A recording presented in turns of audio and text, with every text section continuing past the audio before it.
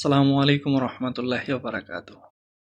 Primary স্কুলের শিক্ষকরা যে বেতন পায়, আসলে কি তা দিয়ে ৩০০ টাকা কেজি দেশি মুরগি কিনে খেতে পারে না? সরকারি প্রাইমারি স্কুলের শিক্ষক হিসেবে যারা যোগদান করেন, তাদের মূল বেতন হয় ১৩তম গ্রেডে।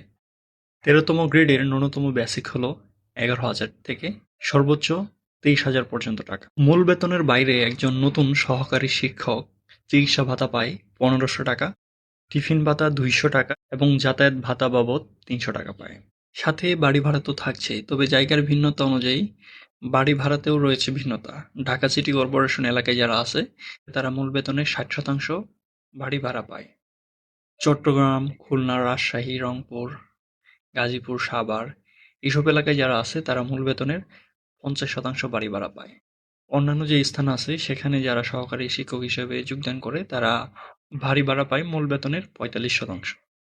আমি আমার এলাকা শেরপুর জেলার জন্য বলি, সেখানকার যারা প্রাইমারি স্কুলের নতুন সহকারী শিক্ষক হিসেবে যোগদান করে, তারাও মিনিমাম ১৭,০০০ টাকার উপরে বেতন পায়। এছাড়া প্রত্যেক বছর মূল যে বেতন আছে তার ৫% করে বৃদ্ধি হয় এবং বাৎসরিক ২টা উৎসব ভাতা পায়। তারপরে বৈশাখী ভাতা আছে। উৎসব ভাতা মূল বেসিকের সমপরিমাণ, অর্থাৎ ১১,০০০ টাকা বেসিক হলে সে ১১,০০০ টাকা উৎসব ভাতা করে মোট ২টা উৎসব ভাতা যেহেতু পায়, সে ২২,০০০ টাকা পায়। আর বৈশাখী ভাতা মূল বেতনের ২০%।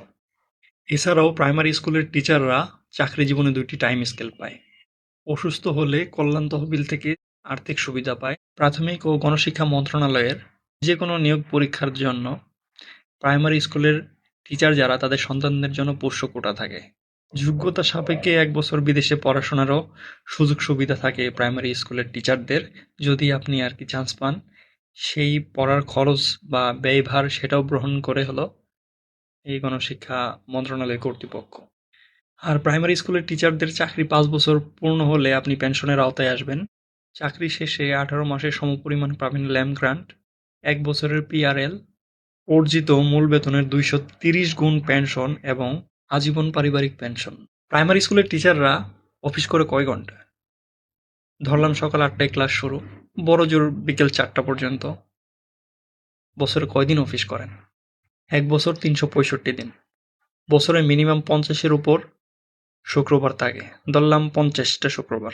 শুধু শুক্রবারে ধরলাম বন্ধ হলো ৫০ দিন। শনিবার আছে ৫০টা। টোটাল কত? ১০০টা। রোজা সহ ঈদুল ফিতরে বন্ধ ধরলাম ৩০ দিন রোজা আর ৭ দিন ঈদের ছুটি, ৩৭ দিন। ঈদুল আজহা ধরলাম কুরবানির ঈদ, ১০ দিন ছুটি বা ৭ দিন ছুটি। ৩৭ আর ৭ কত হলো?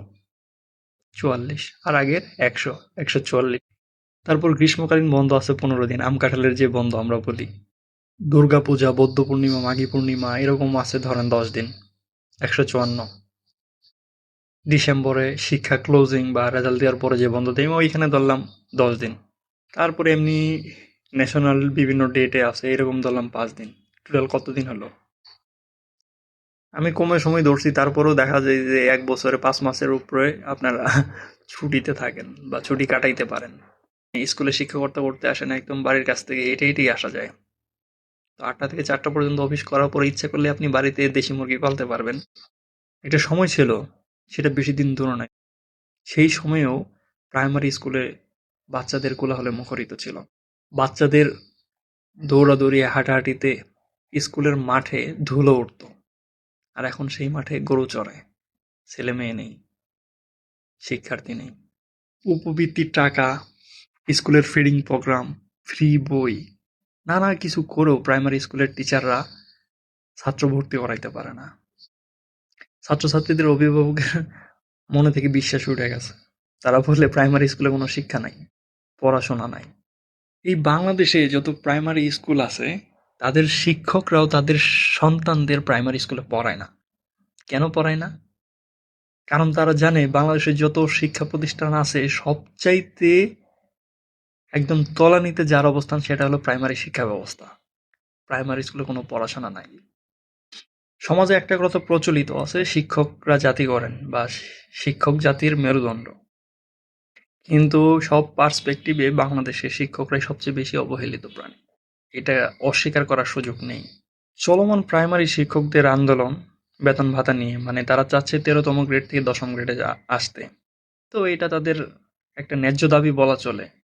কারণ এখন প্রাইমারি স্কুলের সহকারী শিক্ষক হওয়ার যে রিকোয়ারমেন্ট বা যোগ্যতা সরকার চায় সেটা হলো অনার্স বা সমমানের ডিগ্রি।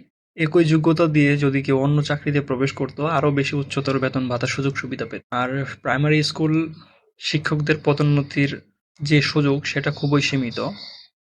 সেটা উপজেলা ভিত্তিক ভ্যাকেন্সি না থাকলে অনেকে 20-22 বছর চাকরি করেও সহকারী শিক্ষক থেকে সহকারী প্রধান শিক্ষক হইতে পারে না। অনেকেই সারা জীবন চাকরি করার পর ওই সহকারী শিক্ষকই থেকে যায়, পদোন্নতি পায় না। ওই একই যে পদবিতে সে চাকরিতে প্রবেশ করছে সেই একই পদবিতে সে রিটায়ার্ড করে ফেলে। বলছিলাম যে প্রাইমারি স্কুলের শিক্ষকরা 13তম গ্রেডে বেতন ভাতা পায়। শিক্ষকদের এই অবস্থানটি ষাটলিপিকার কাম কম্পিউটার বা অফিস পিয়ন এই পদগুলোর সমান। তবে অনেক চিঠিতে দেখা যায় যে এই ষাটলিপিকার কাম মুদ্রাক্ষরিক বা এইসব পদ থেকে একদম তাদের পদোন্নতি দিয়ে 10ম গ্রেডে পাঠিয়ে দেয়া হয়। এরকম অহরহ চিঠি আমরা প্রায়শই দেখি। কিন্তু শিক্ষকরা কিন্তু এই সুযোগ সুবিধাটা পায় না। এমনটা সত্যিই আসলে দুঃখজনক ব্যাপার। আপনি প্রশ্ন করতেই পারেন সুযোগ সুবিধা নাই তাহলে শিক্ষকই কেন হতে হবে? শিক্ষকের দোষ অবশ্যই আছে। তার চেয়ে বড় দোষটা হলো রাষ্ট্রের। যে শিক্ষক ন্যূনতম 17,000 টাকা বেতন পেয়ে 300 টাকা কেজি দেশি মুরগি খাওয়াইতে পারে না, 20 বছর আগে ব্রয়লার মুরগি তার সন্তানদের খাওয়াইছিল, সেই ঘ্রাণ এখনো পায়, এরকম শিক্ষকের নিয়োগ দেয়া রাষ্ট্রের জন্য লজ্জাজনক। আর স্কুলের শিক্ষকদের খুব অভাব, বেতন কম, পদোন্নতির সুযোগ কম, ঘরের পাশে চাকরি করতে করতে আর ভালো লাগতেছে না, বিরক্ত হয়ে যাচ্ছে। তাদের বেতনটা একটু বাড়ান, বাড়ির কাছে থেকে চাকরি করার সুযোগটি কেড়ে নিয়ে তাদেরকে দূরবর্তী স্থানে পাঠান, তেঁতুলিয়ায় পাঠান, বাংলাবান্ধায় পাঠান, সাতক্ষীরায় পাঠান, খাগড়াছড়িতে পাঠান। বিয়েও করতে পারবে, 300 টাকা কেজি দেশি মুরগিও খেতে পারবে, জীবনটা উপভোগ্য হবে, নিজের চাকরির মাঝে বৈচিত্র্য খুঁজে পাবে। তাদের মুখে হাসি শুকিয়ে গেছে সেটাও ফিল আপ হয়ে যাবে, সমস্যা নাই। যাই হোক, কিছুদিন আগে প্রাইমারি স্কুলের প্রধান শিক্ষকদের বেতন গ্রেড 10ম থেকে করা হয়েছে। এখন যদি সহকারী শিক্ষকদের বেতন 13 গ্রেড থেকে 10ম গ্রেডে টেনে নিয়ে যাওয়া হয় বা সরকার অনুমোদন দেয়, কয়দিন পরে অপেক্ষা করবেন যে প্রধান শিক্ষকরা আবার নামবে যে আমাদের বেতন গ্রেড আরো একটু 6ষ্ঠ গ্রেডে দিলে ভালো হয় আর কি। যাই হোক, অভাববোধ সবারই আছে, আমি নিজেও অভাবী গরিব।